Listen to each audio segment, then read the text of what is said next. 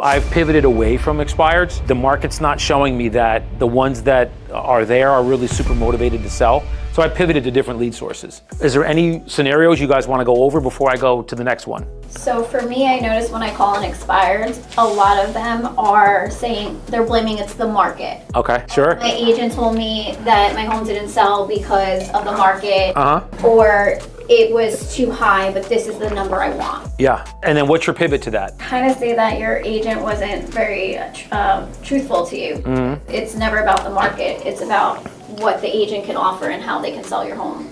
Okay. And I try to then go more into the motivation part. Yeah, I would start with that.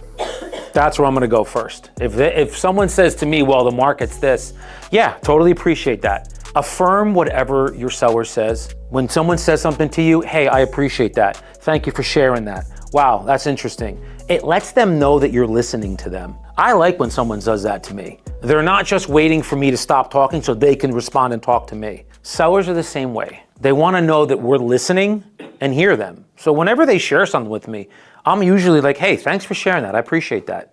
Wow, that's an interesting point. Okay, I didn't think about that. Whatever the affirmation is, and then respond. So if they say to me, the market wasn't responding, this is what I want. Hey, I totally appreciate that, Michelle. It's my job to get you what you want. If you don't mind me asking, what was the reason that you had the property on the market in the first place? It's a beautiful home. I mean, I'm a little confused. You've complimented the home. Who likes compliments here? Yeah. Everyone. We should all be complimenting these homes when they're nice homes. Tell them that. Tell a seller that. And when they're not nice homes? I don't say anything. Yeah, I don't say it. That would be disingenuous. Be real. You got windows in a closet. It's fully functional. It is. What cures that? What cures a house that's dilapidated? Price fixes everything. That's true. Because somebody will buy it at a certain number. That's true. Price fixes it all. I don't care if it's on a main road and it's a shack. If I can sell it for 20 grand, I'm gonna sell it like somebody's gonna buy it for that number.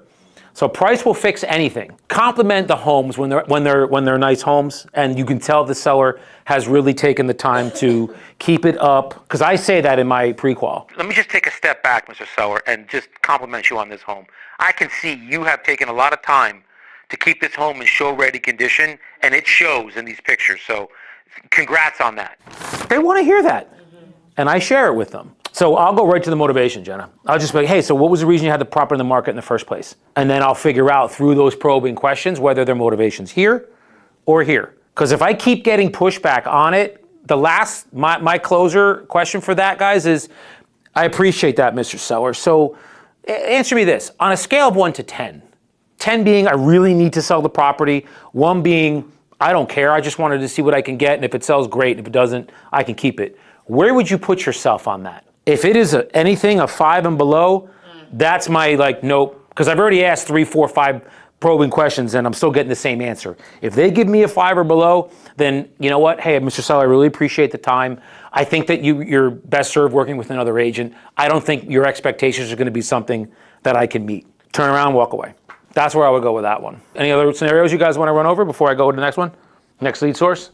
Past clients, center of influence. Boy, do I love these. This is this is my biggest lead source right now. We're all entrepreneurs here. We have our own business, right? Cash is the lifeblood of any entrepreneur's business. We don't have cash, you're not in business. We're gonna start with our first lead source. And this is the one I think agents are the most familiar with, which is expireds.